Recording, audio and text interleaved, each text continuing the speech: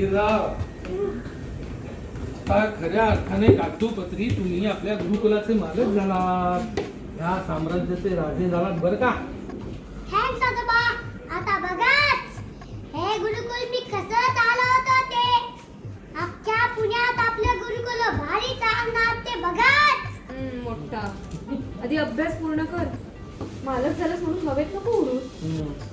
अगाई हे मी मोठा झाल्यावर बोलणार असतं बघा. अगाई हे मी मोठा झाल्यानंतरच बोलतोय की ग. कळलं.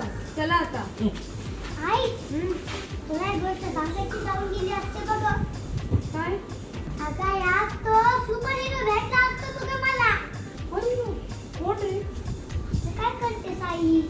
तो त्या दिवशी बेळगावात त्या रतनला जाम चोपला होता बघ.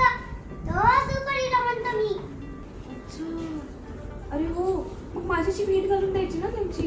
मलाही त्यांचे आभार मानायचे होते. अगं आई तू तेव्हा तिथे नव्हतीस. तू तेव्हा कचेरीत होतीस ना.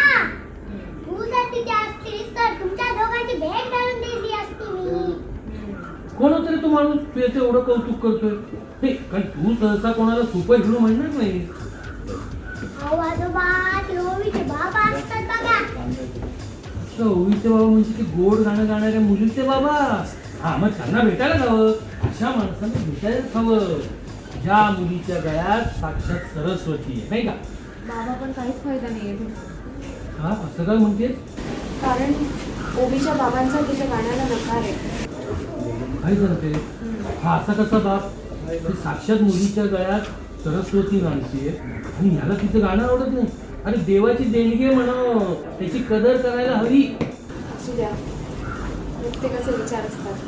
आपण नाही मध्ये करू शकतो. हो पण मला एवढंच कळतं की आपण ओवीच्या गाण्याचं सोनं करावं.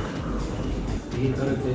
बरं आपलं काम तर झालेलं आहे आणि सगळ्यात महत्वाचं आहे नवीन मालकाकडनं पार्टी घ्यायची असते की. हो हाऊ हाऊ.